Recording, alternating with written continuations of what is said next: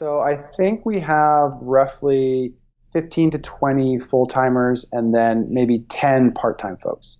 So there's about 30 people in our Slack right now. Back in a year after we launched, it was still probably, there was like maybe 5 of us. So that's, let's just say February 2018. By February 2019, maybe we're at like a dozen, and then we're kind of just past February 2020. So in the last year and a half, that's where we've seen the most amount of growth team-wise. Okay. Awesome. There's a big team, and I can't help but notice you said we have about, and you weren't 100% sure. So why is that? I heard you brought on a team player recently, right? Yeah. So I don't know the exact amounts because it's like, who is full-time, who is part-time. It's kind of gray area, but yeah, we have been making some really great hires. We have someone, I'll talk about the operations person, but we also have someone that loves SEO, knows the space, a kind of person that, just wants to keep up with the algorithm and what's going on because they love it. Just like, you and me, just like a lot of the people that watch this show, right? It's just something they love to do. That's been super helpful because SEO has always been the thing that I've had to lead with the team. That's freeing me up to work on the new course. And the operations guy who's come in, he's been here for about 2 or 3 months. That's been amazing because what we're learning is as we grow a team, right, it's not just your product and how you make revenue, but within the business, how team members feel, are people getting their projects done? That's a business within a business, and something that I was doing and being stretched in different areas, and it was very chaotic. And this particular person is an A player, loves it, takes care of everything.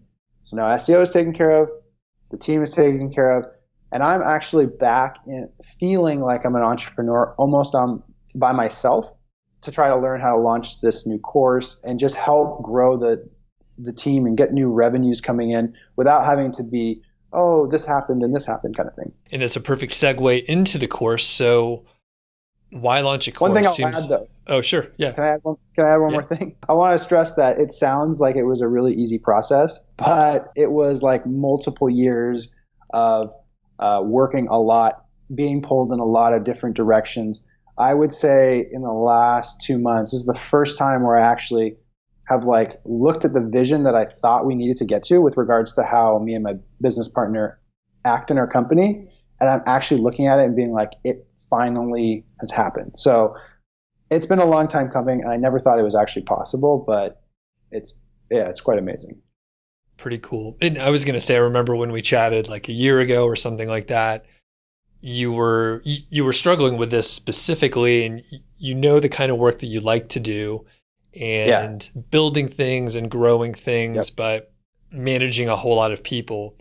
It's tough. I mean, you have to have a certain personality where, I specifically don't have it, and it sounds like not a perfect match for you either. No, one more thing to add too is we found that, so I'm a little bit too soft, too nice, and I have a hard time. I've never been a manager. I've never really been like that kind of person, right? So when I was managing people, I just had a hard time pushing people. I had a hard time being confrontational, being the bad guy, so to speak. And, you don't want to be an asshole to your team, but you need to kind of push. On the flip side, my business partner is like the complete opposite. Great guy, but he's push, could care less really about like the human emotional side. So you've got like complete yin and yang. And then the new guy that we have, who's the operations, it's a beautiful like middle ground where he's nice and he always is thinking about how people are feeling and how it will go, but he knows how to be super direct and get his point across. Yeah, it's a tough balance, and you gotta, like you said, you gotta be a little tough to get work done, but at the same time, you don't want to be a jerk. So exactly. Anything else interesting with the team? Nothing on the top of my head. I think we'll get into the new course, and that has been a lot of the focus over the last few months. Awesome. So why launch the course? It sounds like things have been going pretty good. So why add this complication? Right. Yeah, things have been going good. And even after I said the algo update, we're still, healthy. But at the same time, we're another update away from, really potentially struggling. And I think just when you're relying, two things, when you're relying on Google's algorithm for your business model, it's probably not the best thing, like super long term. I think, if you're getting started and you want to build it up, I think you can do well for most of your career. But I think with 30 people, it became apparent that we can't really have a business that relies on Google's algorithm. And then in addition, I just think we found it where we were sending people to different products and always being an affiliate. We kind of want to own our own product. We want to own our own email list, our own funnel, just to really take control of our revenue, not be so dependent. And when did you start this endeavor, I guess? Well, actually, the wanting to get off Google has been probably talked about for a year and a half. And we've tried a couple of other things that didn't really pan out. But the new course that we're working on has been probably a 6-month thing since we first kind of chatted about launching it. And just curious, what things did you try that didn't work? One of the things we wanted to consider was, could we nail down our internal SEO processes to be so good that we could go out and acquire websites, get them, double the revenue, flip them, kind of like almost like an investment model too. We were considering maybe pooling money from outside folks. Kind of scrapped that one, but we did we did purchase a site in our same space as our big site, super high DR, like getting tons of traffic. And we thought, we can just kind of duplicate what we're doing and get another site. It still relies on Google, but it's a diversification still. And we just realized, we didn't have the operations guy at that point, and we didn't have a couple other key players. Again, it goes back to trying to do too many things, spread too thin, and thankfully, like I said, right now I'm freed up enough where this new course I can spend so much time obsessing, making sure I'm learning what goes into a funnel and all these things. Whereas if I was doing like operations, I don't think we'd be able to get it off the ground right now. Gotcha.